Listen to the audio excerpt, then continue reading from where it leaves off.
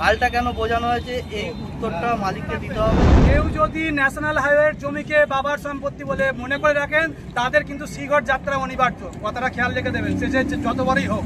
This channel does not promote any violent, harmful, or illegal activities. All content provided by this channel is meant for an educational purpose only. এখানেই দাঁড়ান কাকিমা, এখানে এত জল জমে রয়েছে, আপনাদের কি অসুবিধা? যে থেকে রাস্তা করেছে আমাদের রাস্তায় ড্রেন পরিষ্কার করে অনেক রাস্তা বসে গেছে, জল দাঁড়িয়ে যায়, জল বেরোবার রাস্তা নেই। ভালো করে দেখতে পাচ্ছেন, দেখুন এখানে কিন্তু ড্রেনটার মৃত্যু ঘটেছে, এখানে মৃত্যু ঘটে গেছে। এইখানটা ড্রেনটা দেখুন কোনো রকম শুধু নোংরা আবর্জনা পড়ে আছে, ড্রেনের কোনো সংস্কার নেই, কোনো নিকাশি ব্যবস্থা নেই।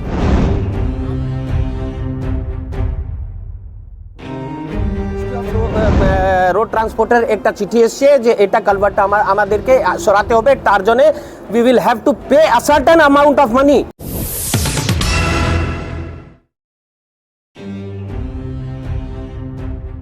হাওড়া জেলার বিভিন্ন এলাকায় একটু বৃষ্টিতেই সমুদ্রের আকার ধারণ করে। হাওড়ার চামড়াইল এলাকার অবস্থাও তথৈবচ। একের পর এক ড্রেন বন্ধ করে দিয়ে বড় বড় কনস্ট্রাকশন উঠেছে। কোনো রকম পরিকল্পনা তো নেই, উল্টে জল নিকাশি ব্যবস্থাটাই ধ্বংস করে দেওয়া হয়েছে। এলাকার বিভিন্ন জলাশয় বা পুকুরগুলোও ভরাট করা হয়েছে। হাইড্রেনের দিকে ঢাল না করে পাড়ার দিকে ঢাল করা হয়েছে, ফলে জল নিকাশি ঠিকমতো হচ্ছে না, ফলে রাস্তায় হাঁটু জল।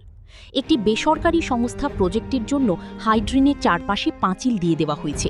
আর সবথেকে যেটা দুঃখের তা হলো এই সব কিছুর সঙ্গে স্থানীয় পঞ্চায়েত এবং প্রশাসন ওতপ্রোতভাবে জড়িত।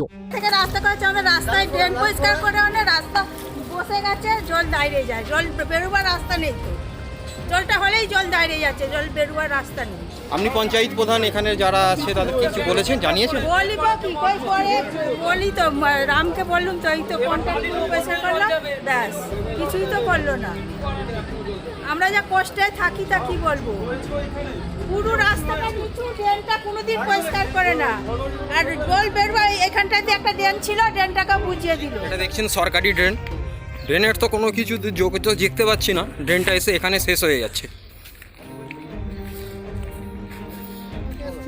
আমি যখন কালকে এসেছি এখানে এটা সবার বয়ান নিচ্ছিলাম, তখন কিন্তু এটা বন্ধ করে দিল সঙ্গে সঙ্গে।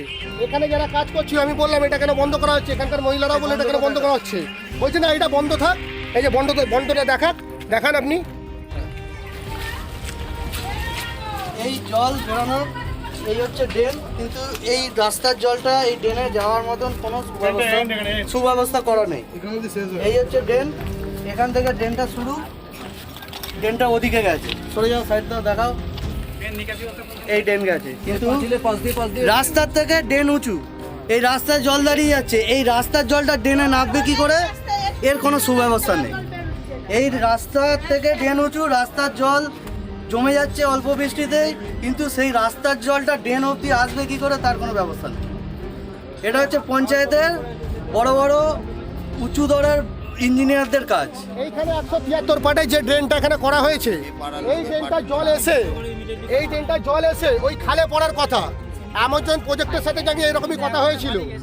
এখানকার এই যে 173-এর আগে যিনি গ্রাম পঞ্চায়েতের চামড়াইল পঞ্চায়েতের প্রতিনিধি ছিল তাপস নস্কর মহাশয়, তার সাথে আমি 8 ঘন্টা আগে কথা বললাম। তাকে বললাম এখানে যে জল জমার অবস্থাটা রয়েছে, সাধারণ মানুষ যে এইভাবে দুরবস্থার মধ্যে রয়েছে, সব রকম রোগের প্রকোপ হচ্ছে। তিনি বললেন আমি যখন ওখানে জিতেছিলাম তখন তো ওখানে বলেছিলাম আপনারা একবার আমাজনের ম্যানেজারের সাথে কথা বলুন। আমরা কেন বলবো? আমি বললাম আপনার কাছে ম্যানেজারের নাম্বার আছে, আপনারা কয়েকবার বসেছেন, কিন্তু এই সমস্যা শুরু হয়নি। তখন বলছে আমার কাছে তো নাম্বার নেই, অনেকে চেঞ্জ করে, অফিসে গিয়ে কথা বলো। আমি 3 দিন ধরে এখানে আসছি, প্রত্যেকটা মানুষের বয়ান নিচ্ছি, তাদের সাথে ভিডিও করছি, তাদের সাথে এখানে সরেজমিনে গ্রাউন্ড রিপোর্ট রেডি করছি। কিন্তু যারা বর্তমানে এখানে যে 173 পাটের রাম সাহা, ভালো নাম হচ্ছে সঞ্জীব সাহা, সেই সঞ্জীব সাহা এখানকার পঞ্চায়েত প্রতিনিধি হওয়া সত্ত্বেও গ্রামের উন্নয়নের জন্য কোনো রকম কাজ করেনি। যদি সেই কাজ করতো সাধারণ মানুষের এই সামনে বর্ষাকাল, তাহলে এই দুর্ভোগটা তাদের ভুগতে হতো না। এখানে 2খানা পুকুর বোঝানো হয়ে গেছে, সেগুলো নিয়েও কথা হচ্ছে। এখান থেকে পুরো জমিটা ভরাট হচ্ছে, এইটা গিয়ে খালটা ওই জমির ওপারে খাল, এর কোনো এর সুব্যবস্থা করা হয়নি।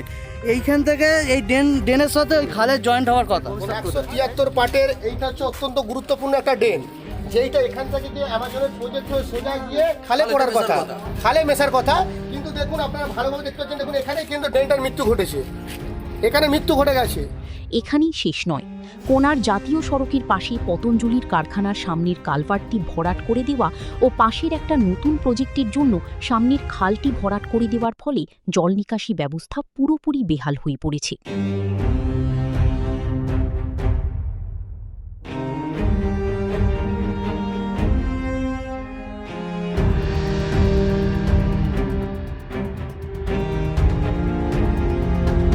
মানুষের সমস্যা একদম দেখাতে গিয়ে পড়ে গেছে, স্লিপ খেয়ে পড়ে গেছে।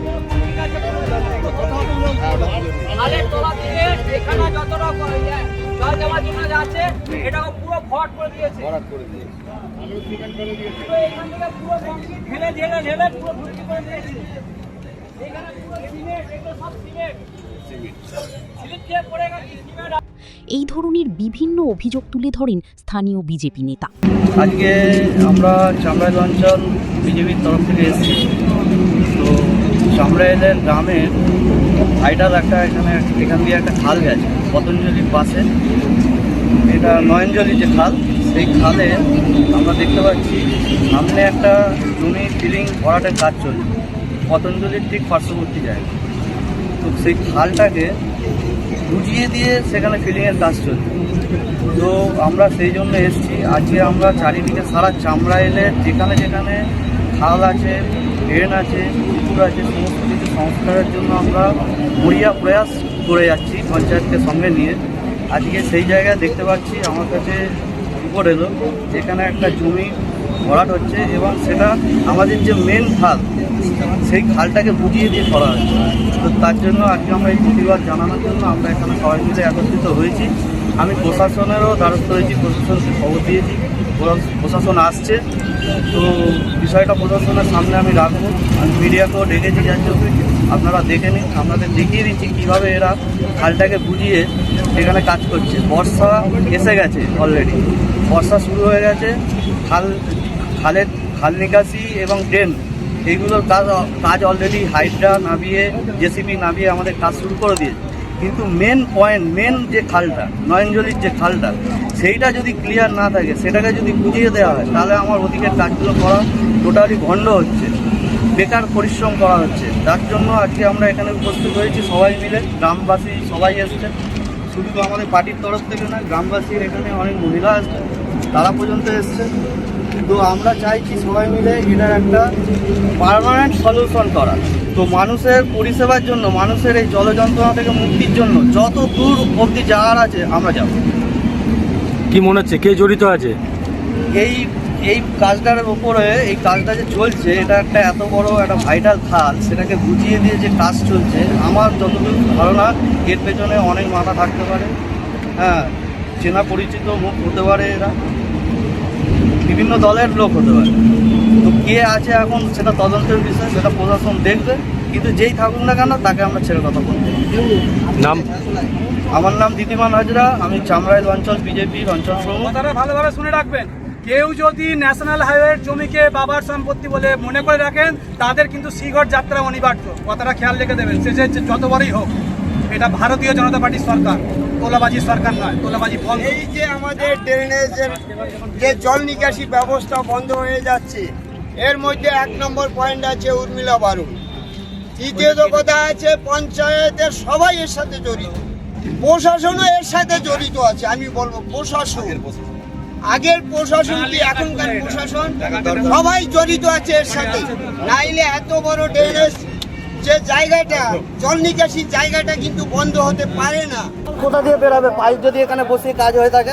আমার প্রথম প্রশ্ন হচ্ছে এখানে ভরাটটা কেন করা হয়েছে? এই খালের ভরাটটা কেন করা হয়েছে? খাল ভরাট করে কেন কাজটা করা হয়েছে? কে পারমিশন দিয়েছে? কে পারমিশন দিয়েছে? আমি দাঁড়িয়ে আছি।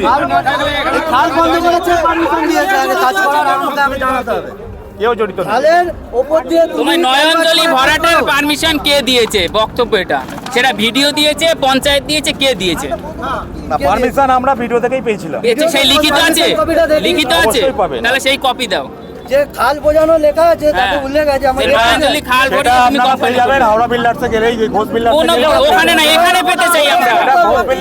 আমরা এখানে পেতে চাই, আমরা ওই কোথায় যেতে পারবো? দায়িত্ব নিয়ে কাজ করছো, তোমাকে সেই পারমিশন লেটার এখানে সবার সামনে জমা দিতে হবে।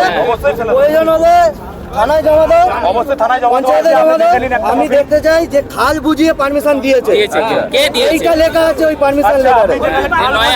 নয়াঞ্জলি খাল ভরাট করে তোমায় কারখানা করতে দিয়েছে। ওটাও হবে, ওটাও হবে। ওটা আগে হয়েছে, তোমরা পরে করলে কেন? তাহলে তোমরা পরে করেছো, তোমরা তো পরে করেছো, তোমরা তো পরে করেছো। আমরা কি এখনো জমি রেডি করেছি? রেডি করনি, মানুষের তো অসুবিধা হচ্ছে, মানুষের তো অসুবিধা হচ্ছে, জলটা নামছে না তো। দায়িত্ব নিয়ে করছিস তো? দায়িত্ব নিয়ে ক্লিয়ার করে দিচ্ছি নয়াঞ্জলি খাল। আমি বলছি তুমি প্রশাসনিক পদে বসে আছো পঞ্চায়েতে, তুমি সবকিছু জানো, জানে তো সব। তাহলে জেনে শুনে তুমি কি করে খালটা বুঝিয়ে কাজ করার পারমিশন দাও? খালটা বুঝিয়ে কাজ করার পারমিশন উর্মিলা বাড়ি কি করে দেয়? হ্যাঁ, উত্তর দিতে হবে। ও তো করছে, ঠিক আছে, তাহলে উর্মিলা কি জানে না এটা? আমি ওদিকের খাল পরিষ্কার করাচ্ছি আর এদিকের খাল বুঝিয়ে কাজ করানো হচ্ছে, তাহলে আমার লাভটা কি হচ্ছে?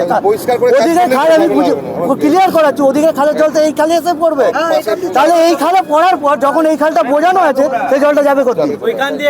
তাহলে কাজটা তো আমার বেকার করা হচ্ছে। তাহলে এর সলিউশন চাই ইমিডিয়েটলি, যে করছে, যে মালিক আছে তাকে এক্ষুনি এটাকে কাটিয়ে ক্লিয়ার করাতে হবে। কাটিয়ে ক্লিয়ার করিয়ে সে তারা কিভাবে তার জমিতে কাজ করবে এটা তাদের ব্যাপার। আমার দেখার দায়িত্ব খাল যেন ক্লিয়ার হয়ে যায়, আমি যে এটুকুই চাই, ব্যাস। ওনারা যে খালটা করতে বলছে আমি খালটা বানিয়ে দেবো, ওটা আমি মিস্ত্রি ডেকে চালু করার ব্যবস্থা যত তাড়াতাড়ি হয় করে টাইম লাগবে। আমাকে 2-4 দিন টাইম দেন, মিস্ত্রি ডাকবো, ওটা প্ল্যানটা দেখাবো, সেইভাবে ট্রেনটা বানাবো। ওনাদের নাম্বার আছে, নাম্বার দিয়ে আমরা করে দেবো, ওটা দায়িত্ব আমাদের। কালভার্ট বানিয়ে দেবো, কালভার্টের দায়িত্ব আমাদের। বর্ষা আসন্ন, কিন্তু তার মধ্যে যদি না কাজ করতে পারেন আপনারা তাহলে কিন্তু শ্রীঘর অনিবার্য, খেয়াল থাকে জানো। তার মধ্যে আমরা করে দেবো, কথা দিচ্ছি, দায়িত্ব নেব। আমরা চাই, ওনাকে রিকোয়েস্ট করা বলেছি, আর এখানে পুলিশ প্রশাসনের মাধ্যমে পুলিশ প্রশাসন এসছে, প্রশাসন থেকে গেছে, ওনার সাথে আমরা কথা বললাম, আমরা বললাম ইমিডিয়েটলি খালটা যাতে ক্লিয়ার করে দেওয়া হয়। আমি করে দিচ্ছি। আপনি who are you first of all, মানে হু আর ইউ, আপনারা কে, মানে পাবলিক? এখানে একটা লোকাল সমস্যা হয়ে আছে, এখান দিয়ে একটা জল নিকাশি খাল আছে, সেই খালটা এরা এখান দিয়ে পতঞ্জলি রাস্তা করে রেখেছে সেই খালটাকে বুঝিয়ে। আমি জাস্ট ওনাদের কাছে এসেছি মৌখিক একটা জানানোর জন্য যে দাদা আপনারা এই রাস্তাটা আপনারা ক্যালভার্টটা উঁচু করে দিয়ে খালের জায়গাটা তলা দিয়ে ছেড়ে দিন যাতে জলটা পাস হওয়া যায়। এটা মৌখিক বলেছি, উনি বলছেন যে ওনার সাথে অনেক মিনিস্টারের যোগাযোগ আছে, এই আছে সেই আছে। আসল মেন পয়েন্টটা উনি বলছেন না, আমি মেন পয়েন্টটা বলে দিলাম। আমার রিকোয়েস্টের জায়গা একটাই, ওনারা যে ন্যাশনাল হাইওয়ে থেকে যে পতঞ্জলি ঢোকার যে ক্যালভার্টটা করেছে সেই ক্যালভার্টটা টোটালি খালটাকে বুঝিয়ে করা আছে। আমি একটাই প্রশ্ন করেছি যে খালটাকে আপনারা না বুঝিয়ে খালের তলা দিয়ে খালের জায়গাটা ছেড়ে দিয়ে আপনারা ক্যালভার্টটা উঁচু করে মিটিয়ে দিন, তাহলে কি হবে, জলটা আপনার ওখান থেকে জলটা বেরিয়ে যাওয়ার পজিশন হয়ে যাবে। তো এইটুকুই আমার বক্তব্য। উনি অনেক মিনিস্টার হ্যান ত্যান উমেশদা বলছেন, আমারও উমেশদাকে বলার বিষয়, আপনার যদি মনে হয় উমেশদা এসে এখানে দেখে যাবেন, আমি সত্যি বলছি না মিথ্যে বলছি। আর এনাকে আমি মৌখিক বলেছি, প্রয়োজন হলে আমি এনাকে চিঠিও করে দিয়ে যাব। এটা আমাদের মেন উদ্দেশ্য। আমরা এখানে তোলা তুলতে আসিনি, হুমকিও দিতে আসিনি। এটা ভারতীয় জনতা পার্টি মানুষের পাশে ছিল, আছে, থাকবে আগামী দিনও। মানুষের জল নিকাশি ব্যবস্থার জন্য আমরা এসেছি, আর মানুষের জল নিকাশি ব্যবস্থার জন্য যত দূর যাওয়ার হয় আমরা যাব। ওটাই অভিযোগ। আমরা মিনিস্ট্রি অফ রোড ট্রান্সপোর্টের একটা চিঠি এসছে যে এটা কালভার্টটা আমাদেরকে সরাতে হবে, তার জন্য we will have to pay a certain amount of money।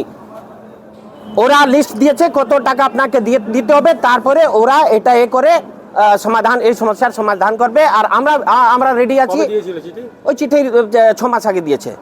এই চিঠিটা বাবা রামদেবের কাছে আছে, ওইখানে পতঞ্জলি থেকে কনখল থেকে গিয়েছে, ওইখানে মিনিস্ট্রিতে গিয়েছে, আর আমরা ওর উপর ওয়ার্কিং করছি, ওনাদের সঙ্গে নেগোসিয়েট হচ্ছে। আমাদের একটা মিটিং শিডিউল আছে NHAI অফিস নিউ দিল্লি থেকে, ঠিক আছে। কিন্তু হঠাৎ সব সমস্যার সমাধান একদিন হবে না, সব সমস্যার সমাধান একদিন হবে না। আপনারা আগে খালটা পরিষ্কার করুন, মাঝখানে আমরা এটা করে নেব।